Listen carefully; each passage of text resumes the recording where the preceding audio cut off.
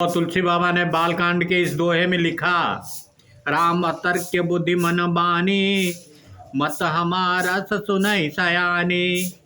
तदपि संत मुनि वेद पुराना, जस कुछ कहे सोमति अनुमाना। तुलसी बाबा कह रहे हैं कि शंकर जी माँ पार्वती को बता रहे हैं कि मेरा मत ये है कि बुद्धि मन और वाणी से श्री रामचंद्र जी को तर्क नहीं करना चाहिए। ऐसा संत मुनि वेद और पुराण कहते हैं।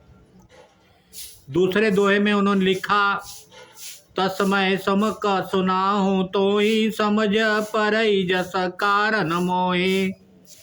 जब होई धर्म की हानि, बढ़ई असुर अदब अभिमानी।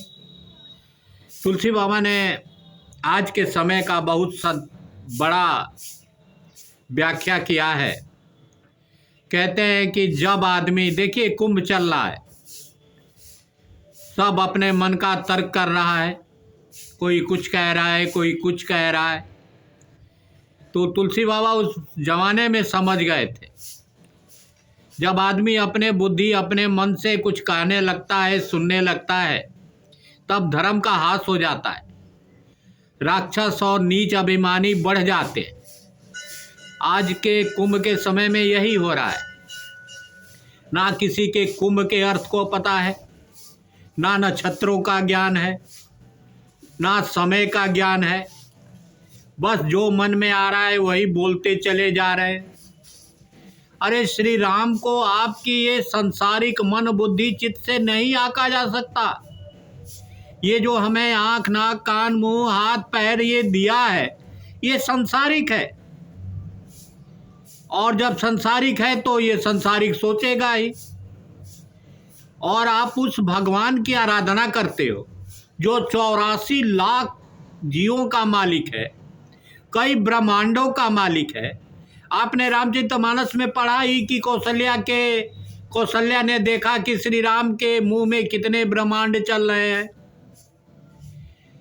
इधर आपने कृष्ण का भी सुना कि जसोदा मैया को उन्होंने अपने मुंह में दिखाया। जो इतने ब्रह्मांडों का मालिक है, उस छोटी सी बुद्धि से, तर्क से आप क्या व्याख्या करते? अपने को नरक के अधिगामी मत बनिए भैया। आप मनुष्य योनि में है, मात्र एक योनि में है, करोड़ों योनियां हैं संसार में, पेड़ पौधे जीव जंतु। तो भैया इनको आपको समझना चाहिए धैर्य से। मन बुद्धि चित्त जब तक इस पर आपका कंट्रोल नहीं रहेगा, माने ये शांत नहीं रहेगा, तब तक आप इस भगवान की, खुदा की वस्तु स्थिति को नहीं समझ पाएंगे। चंचल मन के हैं, चंचल शरीर के हैं, तो भैया ये चंचल चित्त उस स्थिर भगवान को कैसे समझ सकता है? चंचलता में स्थिरता में बड़ा अंतर है। कभी भी चंचल आदमी किसी काम को जल्दी पूर्ण नहीं कर पाता। बहुत सुंदर लगा ऊपर वाला कि हमारी बुद्धि है, भगवान शंकर जी के सुंदर गाली लगवा रहे हैं। आप ऐसी शब्द सबके अंदर अगर हो जाए तो स्वच्छ हो जाए। ना भी सबको होना चाहिए। मनुष्य जीवन जी पाए हैं तो आप जो बोल रहे हैं एकदम सही राह पर बता रहे हैं ना, सबको सुनना चाहिए। जी जी बोल। बंधुओं, ये मन बुद्धि चित्त है, ये बड़ा चंचल है,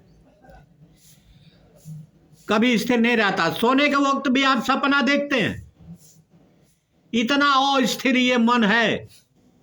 दिन में तो चलने बैठने नहीं देता, खाने नहीं देता, रहने नहीं देता, और रात को सोने भी नहीं देता।